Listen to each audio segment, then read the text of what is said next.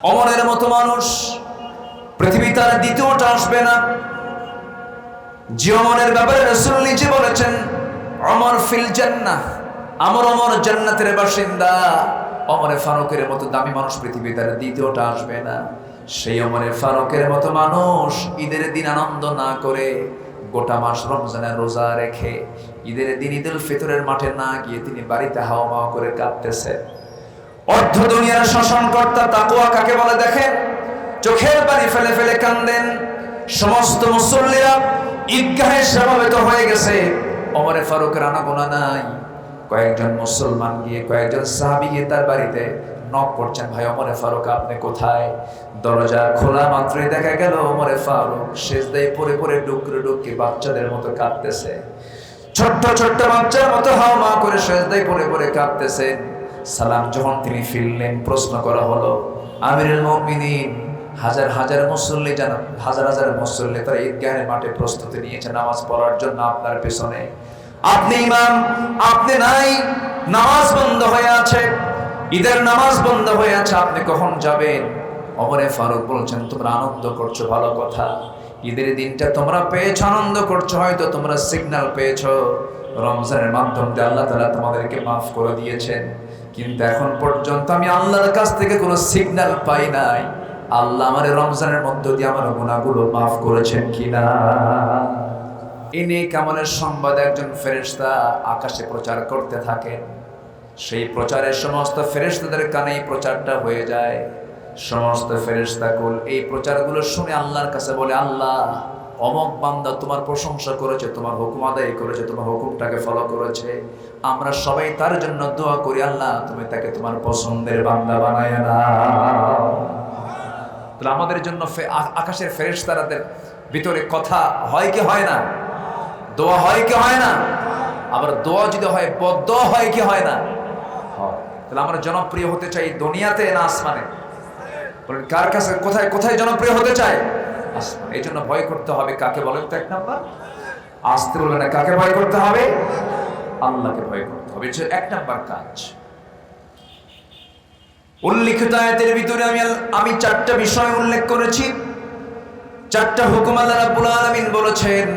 এর মধ্যে এক নাম্বার হলো তোমরা তাকওয়া অবলম্বন করো, আল্লাহকে তোমরা ভয় করো। আল্লাহ রাব্বুল আলামিন একই কথা এই জায়গায় সুন্দর করে বলছেন, ইয়া আইয়ুহাল্লাযীনা আমানুত্তাকুল্লাহা হাক্কা তুকাতিহি ওয়া লা তামুতুন্না ইল্লা ওয়া আনতুম মুসলিমুন। তিনি আমাকে দাওয়াত দিয়েছিলেন যখন তিনি সংসদ সদস্য হননি, সেই সময় উনি আমাকে দাওয়াত দিয়েছিলেন। আজকে আল্লাহ তাআলা তাকে এমন সম্মান ইজ্জত তাকে দান করেছেন, তিনি পাশে বসে আছেন। আজকে পোস্টারে লিখিত সব মেহমান মাহফিলে হাজির। বলি আলহামদুলিল্লাহ, জোরে বলি আলহামদুলিল্লাহ। সম্মানিত উপস্থিতি, যিনি আমার বাম পাশে বসা আছেন তিনিও একজন শিক্ষাবিদ, যিনি আমার ডান পাশে বসে আছেন তিনিও একজন শিক্ষাবিদ। দুজনই প্রিন্সিপাল, মাঝখানে তো আমি কিছুই না, আমি তো ভাঙ্গাচোরা মানুষ, এলেন শূন্য মানুষ। তো যদি কিছু কথা বলতেই হয়, আমি তো আমার নিজের মন গড়া কোনো কথা বলবো না, কোরআন থেকে, কোরআনকে সামনে রেখে কিছু কথা বলতে চাচ্ছি। কোরআন যা বলে মিথ্যা বলে না সত্য বলে?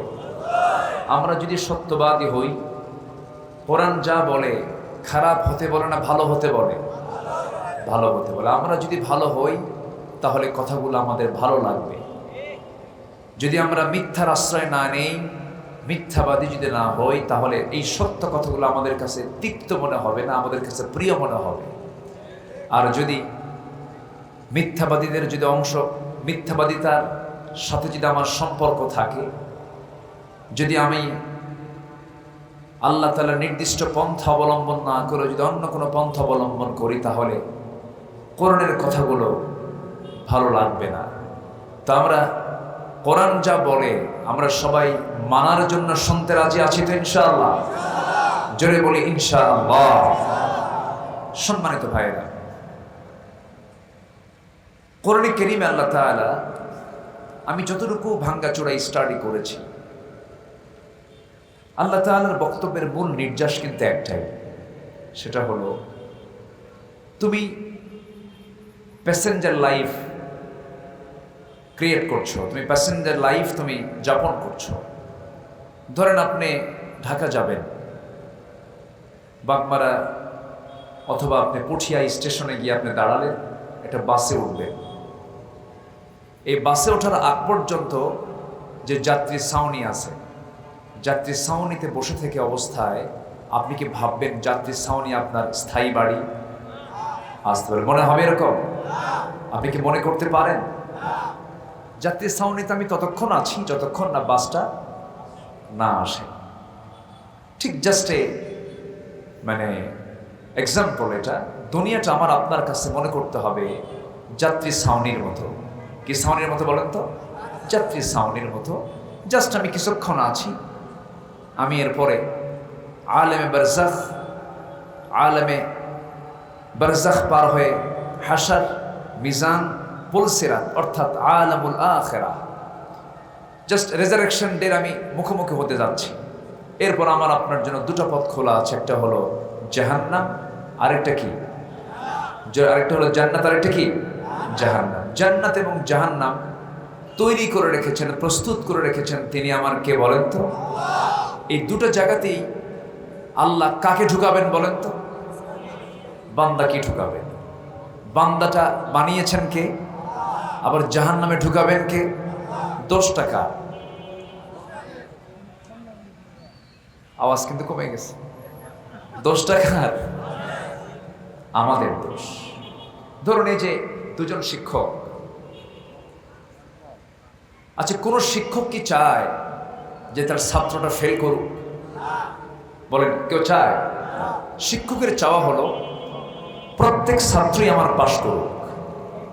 শিক্ষাদান দেওয়া হয়, তাকে শেখানো হয়, পড়ানো হয়, দেখিয়ে দেওয়া হয়।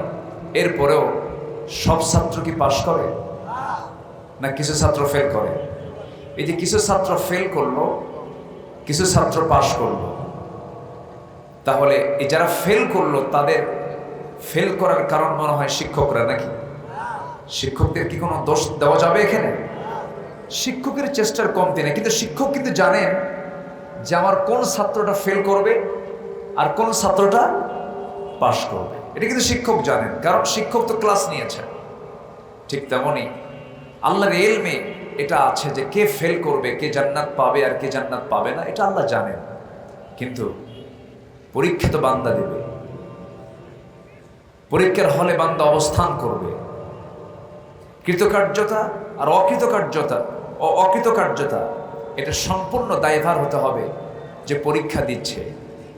সম্মানিত ভাইয়েরা, আমরা এই দুনিয়াতে আল্লাহ তাআলা আমাদেরকে একটা লক্ষ্যে পাঠিয়েছেন। এই জন্য আল্লাহ তাআলা দরদ নিয়ে ইমানদারকে ডাক দিচ্ছেন। সূরাতুল হাশর থেকে আমি শেষ দিকের কয়েকটা আয়াতে কারীম আমি তেলাওয়াত করেছি। আল্লাহ রাব্বুল আলামিন এখানে ইমানদারকে ডাক দিয়ে চারটা কাজের কথা বলেছেন। কয়টা কাজ বলেন তো? এই চারটা কাজ আমরা আজকে শিখে যাব। জোরে বলি ইনশাআল্লাহ। ইমানদারকে ডাক দিচ্ছেন আল্লাহ রাব্বুল আলামিন বলেন, ইয়া আইয়ুহাল্লাযীনা আমানু তাকুল্লাহা ওয়াল তানজুর নাফসুম মা قدمت لغد واتقوا الله إن الله خبير بما تعملون ولا تكونوا كالذين نسوا الله فأنساهم أنفسهم أولئك هم الفاسقون جربوا الله أكبر لا يستوي أصحاب النار وأصحاب الجنة أصحاب الجنة هم الفائزون جربوا الله أكبر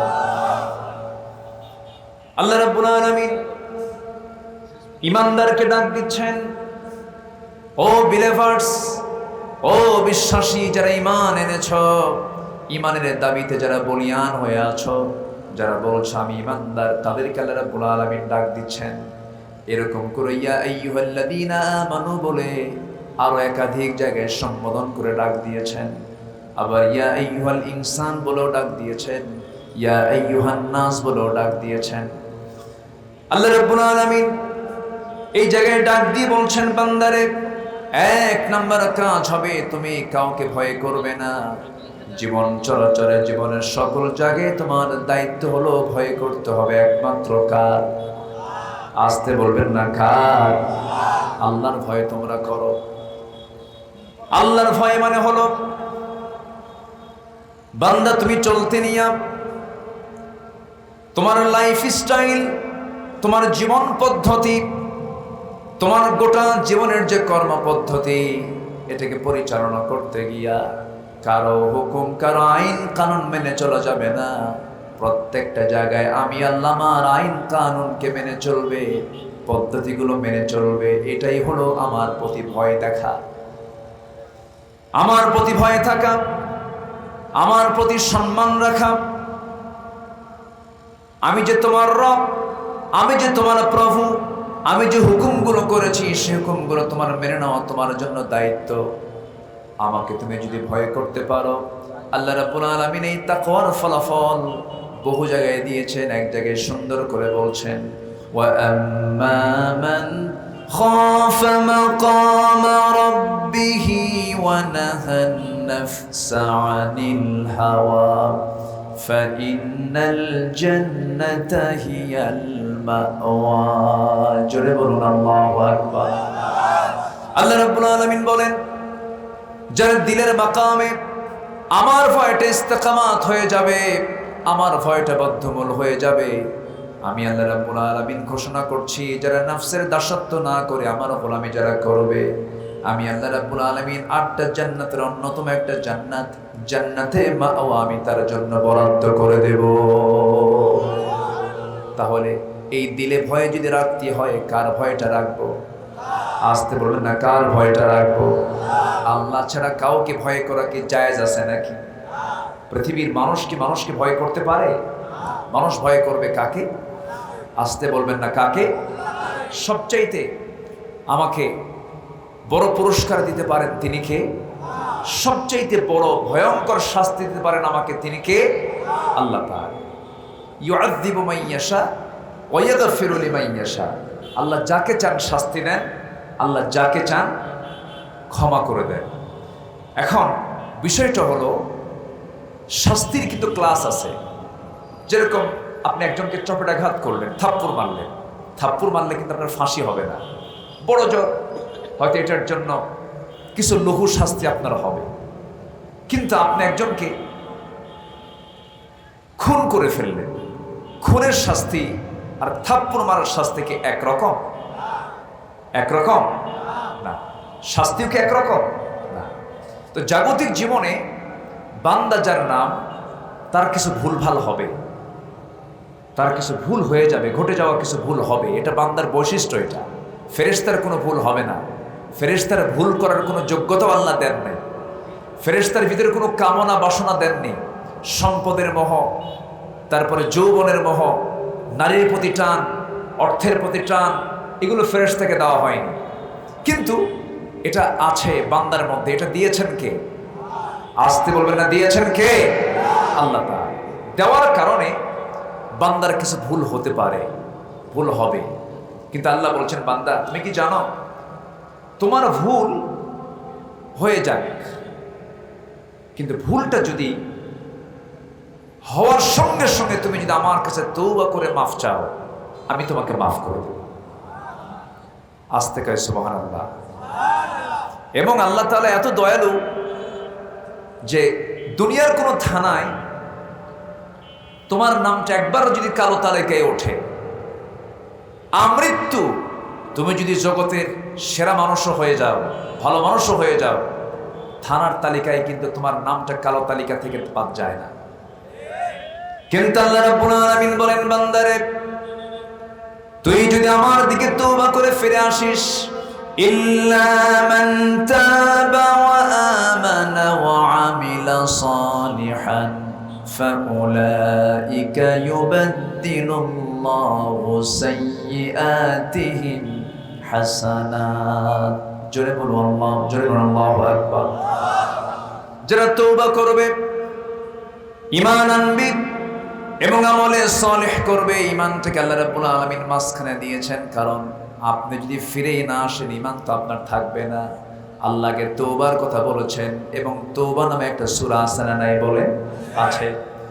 যদি বান্দা তুমি তওবা করে ফিরে আসো, চুরি করেছে আর জীবনে চুরি করব না, জিনা করেছে আর জীবনে জিনা করব না, মিথ্যা সাক্ষী দিয়েছি মিথ্যা কথা আর জীবনে বলবো না, সাক্ষী আর দেব না, বান্দার হক নষ্ট করেছি বান্দার হক আর নষ্ট করব না, ধোঁকা দিয়েছে জীবনে আর ধোঁকাবাজি করব না, মামলার রায়টা উল্টায় দিয়েছি, আমার নিজের মন মতো করেছে আর জীবনে এগুলো করব না।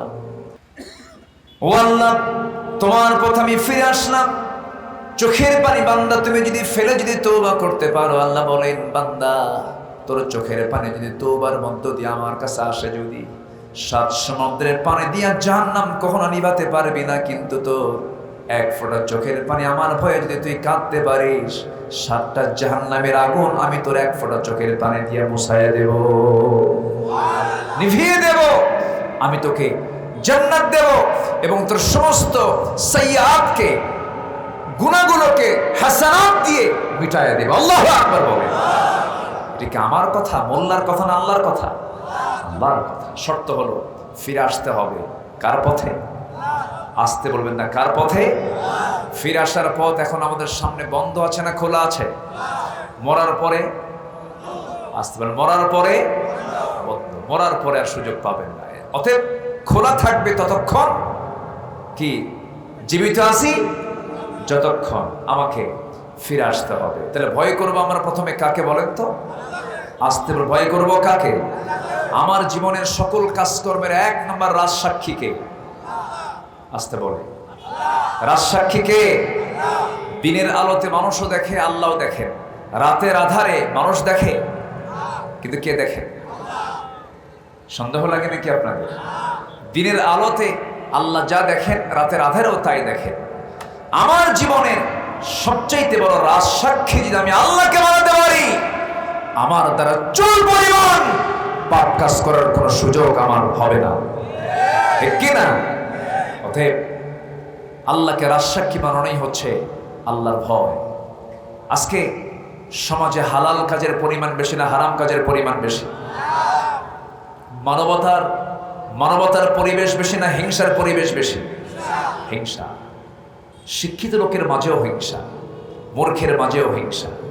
হিংসা ছাড়া আমার দেশে হিংসারই আবাদ হয়, মানবতার আবাদ নেই বললেই চলে। একজন ভালো চলে, আরেকজন দেখতে পারে না, জলে জলে। আছে না নাই? একজন উপরে উঠতে নিচ্ছে, তাকে কেমনে নিচে নামায় দেওয়া যায়, হাজারো চেষ্টা চালায়।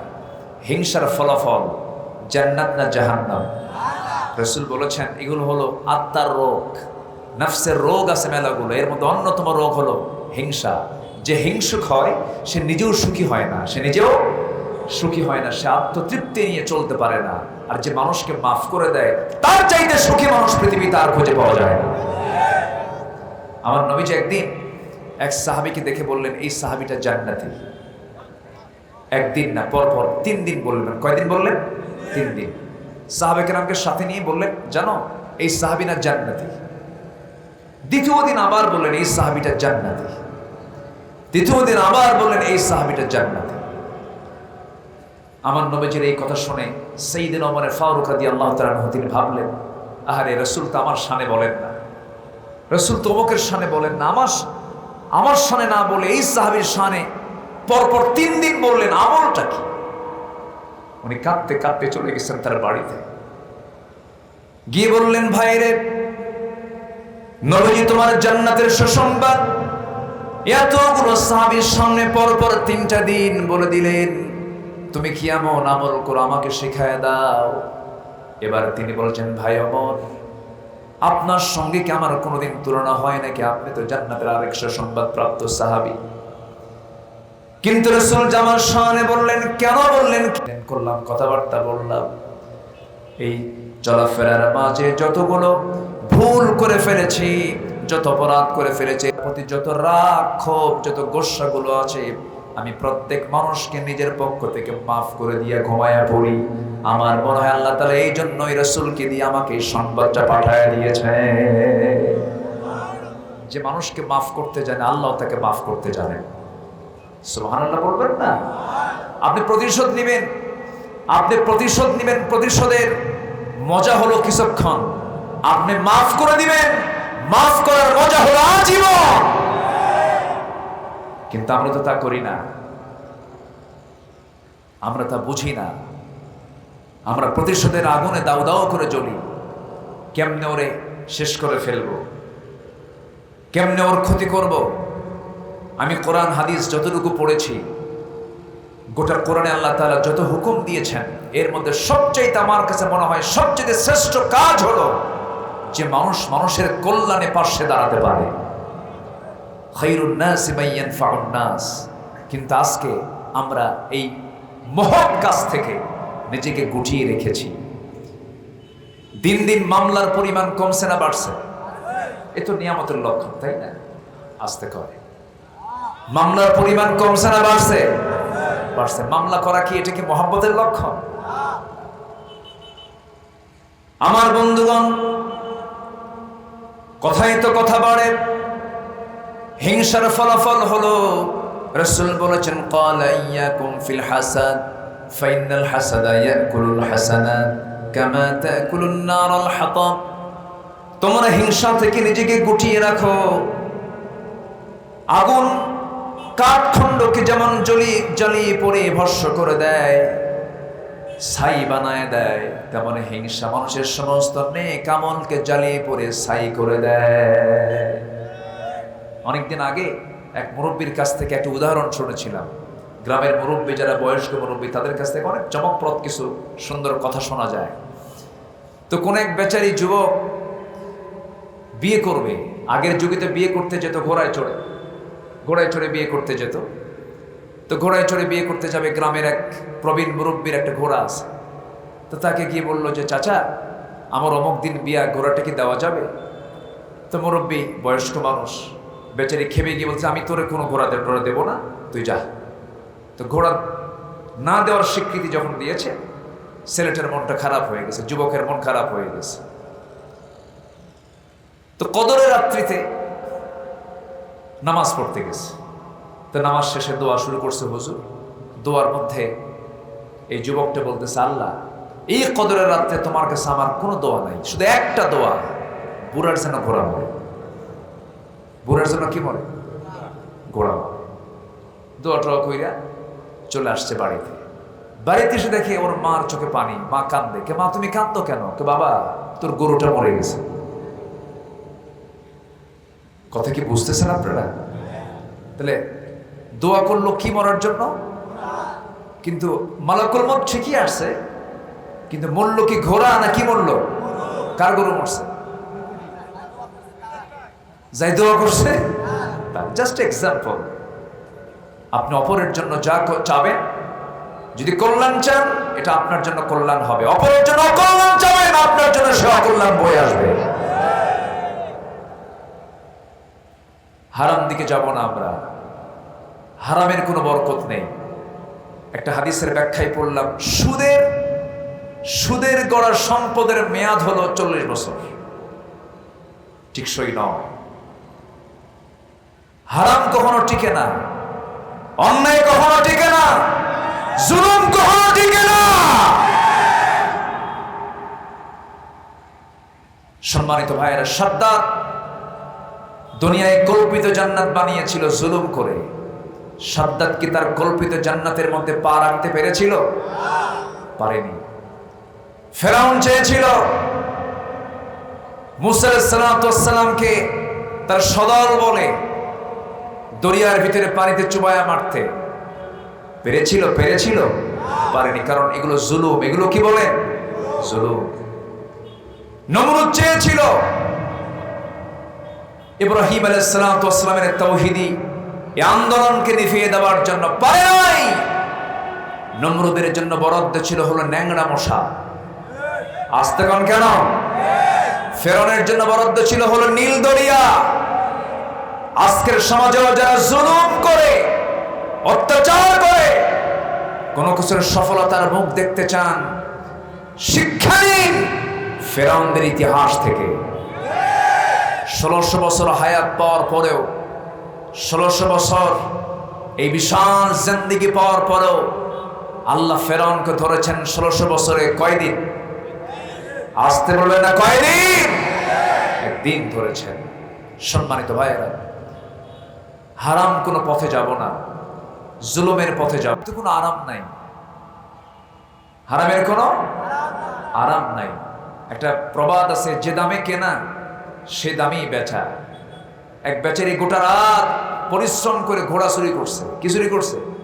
ঘোড়া চুরি করছে। ঘোড়া চুরি করে এনে সকালবেলা বাড়িতে পৌঁছে গেছে।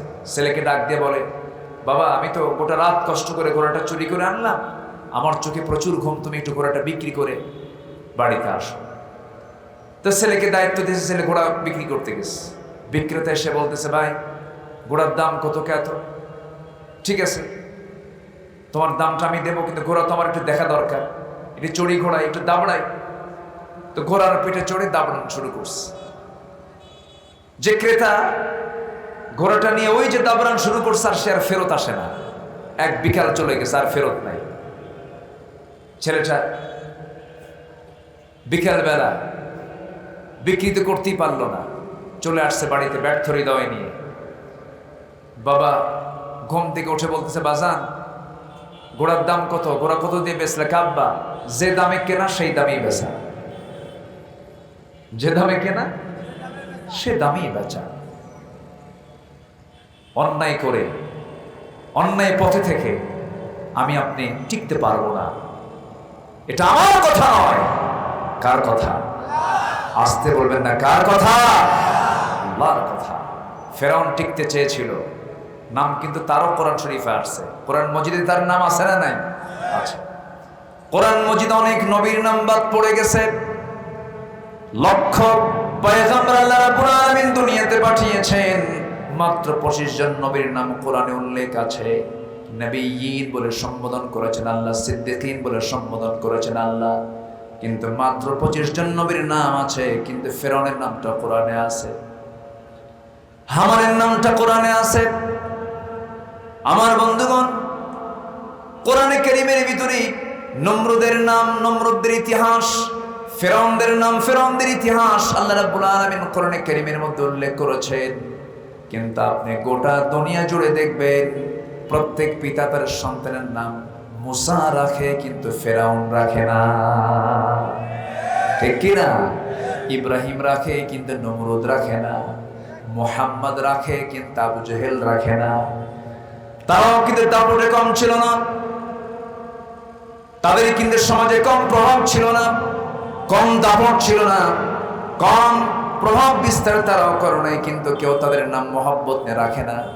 আমার বন্ধুগণ, এই বাংলার ইতিহাসে মীর জাফরের নাম আছে না নাই বলেন? আপনি বাংলার ইতিহাস যখন পড়তে যাবেন, মীর জাফরের নামটা পড়বেন, আপনি লিখবেন, আপনি আবার সিরাজউদ্দৌলার নামটা আপনি লিখবেন। কিন্তু মীর জাফরকে মানুষ মহব্বত করে না ঘৃণা করে? বলেন কি করে? কি করে? ঘৃণা করে। কেন? এর কারণটা কি? এর মূল কজটা কি? এর মূল কজ ছিল হলো, মীর জাফর ছিল হলো একজন মুনাফিক চক্রের অন্যতম হোতা। সে ছিল স্বজাতি বিদ্বেষী একজন মানুষ। অর্থাৎ সে তার জাতকে, সে তার গোত্রকে, সে তার নিজের মানুষের সঙ্গে প্রতারণা করেছে, বিশ্বাসঘাতকতা করেছে। এই জন্য ইতিহাসে তার নামটা আছে সুনামে না কুনামে? মানে সুনামে না কুনামে? ভাইরে, দুনিয়ার জনপ্রিয়তা দিয়ে কি করবে? দুনিয়ার কিছু সুখ শান্তি আর জনপ্রিয়তা তো ক্ষণিকের। আমরা দুনিয়ার মানুষের কাছে জনপ্রিয় না হয়ে আসমানের বাসিন্দাদের কাছে আমরা জনপ্রিয় হব। জোরে বলি ইনশাআল্লাহ। আসমানের বাসিন্দা কারা বলেন? আল্লাহ তো আসেনি, বলেন কারা? বলেন ফেরেশতা। আল্লাহু আকবার। আমি কেন বললাম জানেন? আসমানের বাসিন্দাদের কাছে কেন জনপ্রিয় হব আমরা জানেন? কেমনে জনপ্রিয়তা অর্জন করব আমরা আসমানে? যখন কোনো বান্দা কোন নেক আমল করে, এই নেক আমলের সংবাদ একজন ফেরেশতা আকাশে প্রচার করতে থাকে, সেই প্রচারের সমস্ত ফেরেশতাদের কানে এই প্রচারটা হয়ে যায়। সমস্ত ফেরেশতাকুল এই প্রচারগুলো শুনে আল্লাহর কাছে বলে, আল্লাহ অমক বান্দা তোমার প্রশংসা করেছে, তোমার হুকুম আদায় করেছে, তোমার হুকুমটাকে ফলো করেছে, আমরা সবাই তার জন্য দোয়া করি, আল্লাহ তুমি তাকে তোমার পছন্দের বান্দা বানায় নাও। তাহলে আমাদের জন্য আকাশের ফেরেশতাদের ভিতরে কথা হয় কি হয় না? দোয়া হয় কি হয় না? আবার দোয়া যদি হয়, বদদোয়া হয় কি হয় না? হয়। তাহলে আমরা জনপ্রিয় হতে চাই দুনিয়াতে না আসমানে? বলেন কার কাছে, কোথায় কোথায় জনপ্রিয় হতে চাই? আসমানে। এই জন্য ভয় করতে হবে কাকে বলেন তো? এক নাম্বার, আসতে বলবেন না, কাকে ভয় করতে হবে? আল্লাহকে ভয় করতে হবে। এটা এক নাম্বার কাজ। উল্লিখিত আয়াতের ভিতরে আমি চারটা বিষয় উল্লেখ করেছি, চারটা হুকুম আল্লাহ রাব্বুল আলামিন বলেছেন। এর মধ্যে এক নাম্বার হলো তোমরা তাকওয়া অবলম্বন করো, আল্লাহকে তোমরা ভয় করো। আল্লাহ রাব্বুল আলামিন একই কথা এই জায়গায় সুন্দর করে বলছেন, ইয়া আইয়ুহাল্লাযীনা আমানুত্তাকুল্লাহা হাক্কা তুকাতিহি ওয়া লা তামুতুন্না ইল্লা ওয়া আনতুম মুসলিমুন। হে ইমানদারেরা, তোমরা আল্লাহকে ভয় করার মতো যেমন করে ভয় করা উচিত তেমন করে তোমরা ভয় করো। ওয়ালা তামুতুন্না, তোমরা কখনো মৃত্যুবরণ করো না, ইল্লা ওয়া আনতুম মুসলিমুন, মুসলমান না হওয়া পর্যন্ত। এই আয়াতটা যখন নাজিল হলো, সাহাবে কেরামদের মধ্যে চরম কান্না শুরু হয়ে গেছে। আহারে, আল্লাহ বুঝি আমাদের ভয়টাকে কবুল করেন না, এই জন্য তুকাতিহি বলেছেন। এরপর আরেকটা আয়াত নাজিল হলো, হাক্কা ইয়া আইয়ুহাল্লাযীনা আমানুত্তাকুল্লাহা মাসতাতা'তুম, তোমাদের সামর্থ্য অনুযায়ী তোমরা আল্লাহকে ভয় করো। জোরে করে আল্লাহু আকবার। ওমরের মতো মানুষ পৃথিবীতে আর দ্বিতীয়টা আসবে না। যে ওমরের ব্যাপারে রাসূল নিজে বলেছেন, ওমর ফিল জান্নাহ, আমার ওমর জান্নাতের বাসিন্দা। ওমরে ফারুকের মতো দামি মানুষ পৃথিবীতে আর দ্বিতীয়টা আসবে না। সেই ওমরে ফারুকের মতো মানুষ ঈদের দিন আনন্দ না করে, গোটা মাস রমজানের রোজা রেখে, ঈদের দিন ঈদুল ফিতরের মাঠে না গিয়ে তিনি বাড়িতে হাওয়া মাওয়া করে কাঁদতেছে। অর্ধ দুনিয়ার শাসনকর্তা তাকওয়া কাকে বলে দেখেন? চোখের পানি ফেলে ফেলে কান্দেন। সমস্ত মুসল্লিরা ঈদগাহে সমবেত হয়ে গেছে, ওমরে ফারুকের আনাগোনা নাই। কয়েকজন মুসলমান গিয়ে, কয়েকজন সাহাবী গিয়ে তার বাড়িতে নক করছেন, ভাই ওমরে ফারুক আপনি কোথায়? দরজা খোলা মাত্রই দেখা গেল ওমরে ফারুক সেজদায় পড়ে পড়ে ডুকরে ডুকরে বাচ্চাদের মতো কাঁদতেছে।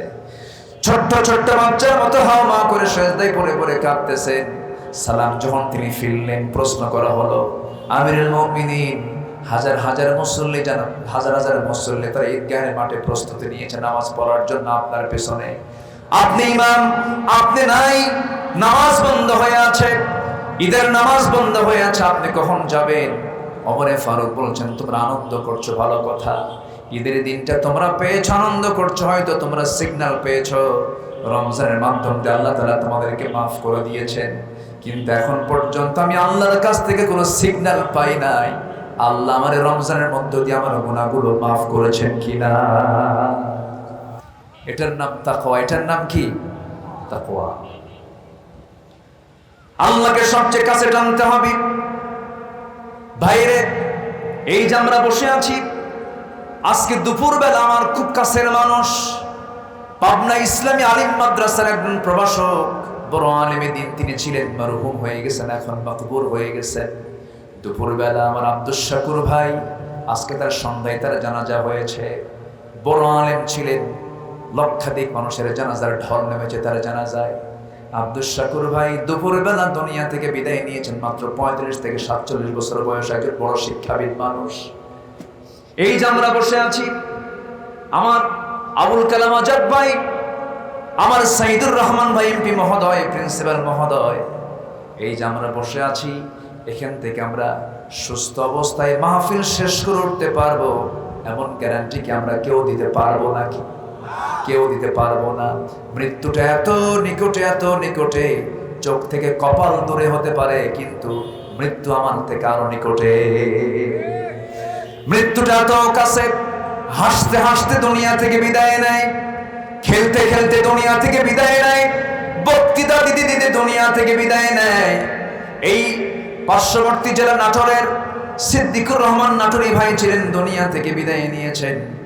রেজাউল করিম কাউসারি সিরাজগঞ্জের একজন বক্তা ছিলেন, তিনি খুতবা দিচ্ছেন, তিনি আলোচনা করছিলেন, মাহফিলে কথা বলতে বলতে মাহফিলের লাশ হয়ে দুনিয়া থেকে বিদায় নিলেন। আমার বন্ধুগণ, তামিরুল মিল্লাত কামিল মাদ্রাসার ভাইস প্রিন্সিপাল একিউম সিফাতুল্লাহ রাহমাহুল্লাহ বড় আলেমে দিন ছিলেন। বক্তৃতার মঞ্চে বক্তৃতা দিতে দিতে ওই ঘাড় মোটকে মঞ্চে দুনিয়া থেকে বিদায় নিয়ে চলে গেছেন, দুনিয়া থেকে বিদায় নিয়েছেন। এখনই মরে যাব আমি, মরে যাওয়ার সঙ্গে সঙ্গে আমার দুনিয়ার জিন্দেগিতে যারা যত আপন ছিল তারা তত পর হয়ে যাবে। আমার রাত্রেবেলা যেতে দেরি হতো, বউটা ফোন দিয়ে বলতেন, আপনি কোথায় আছেন, আপনি ছাড়া ঘুম হচ্ছে না। সন্তানগুলো বলবে, আব্বা কত রাত হবে, তুমি কখন আসবে। সন্তানগুলো বারবার অস্থির হয়ে যেত। কিন্তু আমি এখন এই লাশ হয়ে দুনিয়া থেকে বিদায় নিয়ে নেব।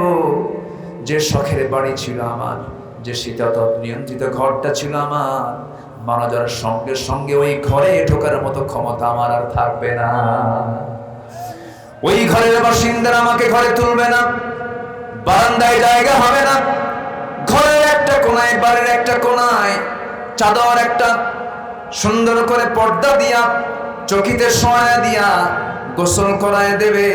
সেলাইওয়ালা সুন্দর ডিজাইনার কাপড় চোপড় যদি গায়ে থাকে, কেচে দিয়ে কেটে কেটে ফেলবে, গোসল করায়া দেবে। গোসল করায়া দিয়া চট করে বাজারে চলে যাবে, তাহিরপুরের বাজারে গিয়া কাফনের কাপড়টা কিনে আনবে। সেলাই চলবে না, টান মেরে দুটা ভাগ করবে, গলার মধ্যে ঢুকায় দেবে। আরেকটা মাথা দিয়া সুন্দর করে চকলেটের মতো মাথায় একটা বাঁধন, বামে পায়ে একটা বাঁধন দিয়ে দিবে, জাস্ট চকলেট। সোজা নিয়ে চলে যাবে জানাজার প্রান্তরে। বউটা বলবে, স্বামী রে, বিদায়ের সময় একটু বলে যাওয়ার চান্স দিলা না, কথা বলার চান্স দিলা না। সন্তানগুলো হাওমাও করে কাঁদবে, গলা ভেঙে যাবে, টেনে হেঁচড়ে কবরের দিকে নিয়ে চলে যাবে, মরা মুখ সব দেখে দেখে চলে যাবে। এই যে কিছুক্ষণ দেখা হলো, কবরে রেখে আসবে, 24 ঘন্টা যাবে না, মাথার চুলগুলো খসে খসে পড়বে। এই চুলে কত যত্ন নিলাম, এই চুলে কত সাবান দিলাম, শ্যাম্পু দিলাম, 24 ঘন্টায় চুলগুলো খসে খসে পড়বে। 3 দিন যাবে না, চামড়াগুলো গলে গলে পোকার পেটের খাবার হয়ে যাবে। যে পোকা দেখে আমি ভয় পেতাম, সেই পোকার রাজত্বে, সেই পোকার নিয়ন্ত্রণে আমার দেহ চলে যাবে। মাত্র 7টা দিন লাগবে না, পেটের নাড়ি ভুঁড়ি, পেটটা ফুলে, চোখ দিয়া, কান দিয়া, নাক দিয়ে ফেটে সব নাড়ি ভুঁড়ি বের হয়ে যাবে, কিম্ভূত কিমাকার চেহারা হয়ে যাবে। মাত্র 3টা মাস পর যদি কবর খনন করা হয়, আমার কবরে আমাকে চেনার মতো হাড় হাড্ডি ছাড়া আর আমার কবরে কিছুই থাকবে না রে ভাই। আল্লাহ এই জন্য বলছেন, বান্দারে আমাকে তুই ভয় কর, আমার তুই জিকির কর। দিন শেষে বন্ধু তোর কেউ না, দিন শেষে বন্ধু আপনজন বলতে তোর কেউ নাই। আপনজন বলতে যদি কেউ থাকে, তিনি আমার কে? এটা জোরে বলেন, তিনি আমার কে? সে আল্লাহ তাআলা আমার প্রকৃত বন্ধু। সবাই নামাজের মতো করে বসি, আমরা আল্লাহর কাছে যাবো ইনশাআল্লাহ। আপনি দোয়া করে দেন, হ্যাঁ? সব আমি করব? পানির জন্য দোয়া করব? পানির দরকার আছে? সেদিন চিটাগং মাহফিল ছিল বাঁশখালীতে। তো বাঁশখালী মাহফিল, আমি বললাম, ভাই বৃষ্টি হয় না, আমরা বৃষ্টির জন্য দোয়া করি। এক পক্ষ দাঁড়ায় গেছে, ওদের বৃষ্টি আমরা চাই না। কেন? আমাদের লবণ শেষ হয়ে যাবে, ওদের লবণের মাঠ। তো লবণের মাঠ হলো, বৃষ্টি চায় না। আচ্ছা জি, তো বৃষ্টি প্রয়োজন। মানুষ মারা যাচ্ছে। আজকে হিট স্ট্রোকে গোটা দেশে বেশ কিছু মানুষ ইন্তেকাল করেছে। চরম বৈরী আবহাওয়া। আল্লাহ, তুমি তোমার রহমতের বৃষ্টি দিয়ে তোমার জমিনটাকে শীতল বানিয়ে দাও। জোরে বলি আল্লাহুম্মা আমিন। আল্লাহর ফয়সালা, যখন অতিবৃষ্টি অনাবৃষ্টি লক্ষ্য করব আমরা, তখন বুঝতে হবে জমিনটা পাপের পরিমাণ কমেছে না বেড়েছে? বেড়েছে। আমরা যদি পাপ কমিয়ে দিই হাজারো দোয়ার চাইতে এটাই সবচেয়ে উত্তম কাজ হবে। আমরা দোয়া করলাম কিন্তু পাপটা ঠিকই রেগুলার করলাম তা নয়। পাপের কাম যখন কমে যাবে, রহমত নাজিল করবেন কে? বরকত নাজিল করবেন কে? গোটা দেশে সালাতুল ইস্তেসকা কিন্তু কম হচ্ছে না, প্রচুর সালাতুল ইস্তেসকা আদায় হচ্ছে। লক্ষ লক্ষ মুসলমান দোয়া করছে, কিন্তু এত দোয়াগুলো যাচ্ছে কোথায়? এর মূল কারণ কি জানেন? আমরা জমিনটাকে পাপ দিয়ে ভরপুর করে ফেলেছি। আমরা পাপ কমিয়ে ফেলি, নিজে নিজে সচেতন হয়ে যায়, পাপ মুক্ত জীবন গড়ি, পাপ মুক্ত পরিবার গড়ি, পাপ মুক্ত সমাজ গড়ি। আল্লাহ তাআলা সেই তৌফিক দান করুন। জোরে বলি আল্লাহুম্মা আমিন। একজন ভাই, কি এটা তেলাওয়াত শুনতে চাচ্ছেন? তেলাওয়াত শুনবেন আপনারা? আগ্রহ আছে? আর কি শুনবেন? গজলও শুনবেন? তাহলে এতক্ষণ কি শুনলেন আপনারা? আবার নতুন করে জি আলহামদুলিল্লাহ। দেখি আমি, জি শেষ ক্লাস তো, শেষ ক্লাসে তো মানে এই 2 ঘন্টা কথা বলার পর কণ্ঠের কন্ডিশনও ভালো থাকে না। দেখি একটু আমি চেষ্টা করছি ইনশাআল্লাহ, যেহেতু শুনতে চাচ্ছেন। আউযু বিল্লাহি মিনাশ শাইতানির রাজীম। বিসমিল্লাহির রহমানির রহিম।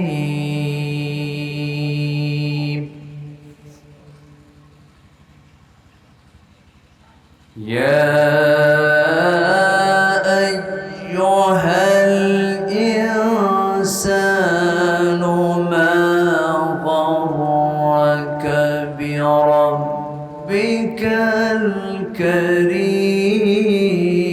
الكريم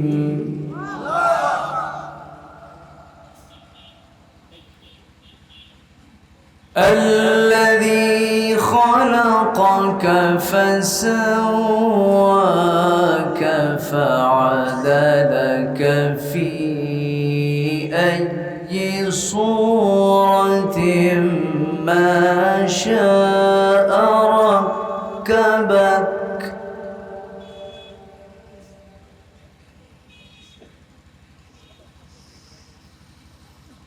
كلا بل تكذبون بالدين وإن عليكم لحافظين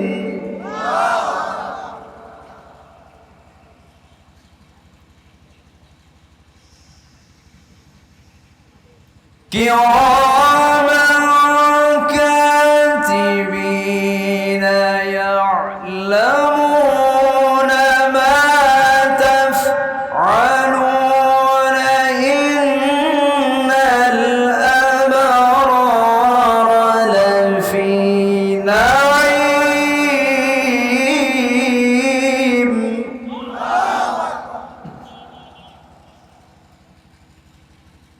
وإن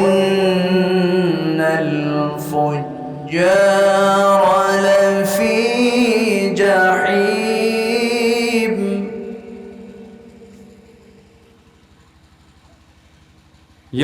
يصلونها يوم الدين وما هم عنها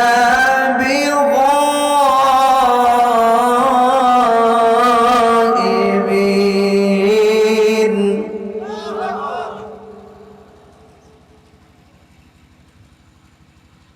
وما أدراك ما يوم الدين ثم ما أدراك ما يوم الدين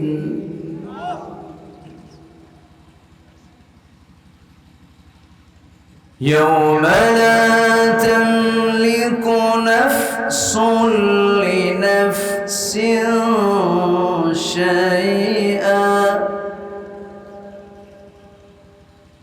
والأمر يومئذ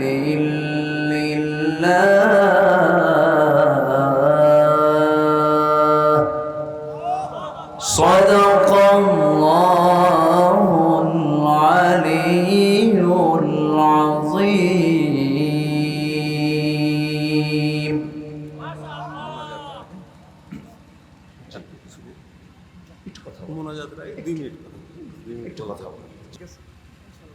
জি আমরা কি আমাদের কি গজল শুনতে হবে আপনাদের আল্লাহ আচ্ছা আমি রাসূলকে নিয়ে আমি একটা ছোট্ট গজল আমি গাইতে চাই রাসূল তো আমাদের সবচেয়ে প্রিয় তাই না এই দুনিয়া থেকে বিদায় হওয়ার পর আল্লাহর পরে যাকে সবচেয়ে বেশি প্রয়োজন হবে তিনি হচ্ছেন মুহাম্মদুর রাসূলুল্লাহ সেই রাসূলকে নিয়ে আমি একটা গজল আমি গাওয়ার চেষ্টা করছি সেটা হচ্ছে আমার রাসূলের জন্ম হচ্ছে কাবার ধারে কিসের ধারে বলেন তো কাবার ধারে তো তার জন্ম নিয়ে তার চারিত্রিক অবস্থা কেমন ছিল তিনি কোন চরিত্রের মানুষ ছিলেন জাস্ট এটা একটা চিত্র আমি চিত্রায়িত করার চেষ্টা করছি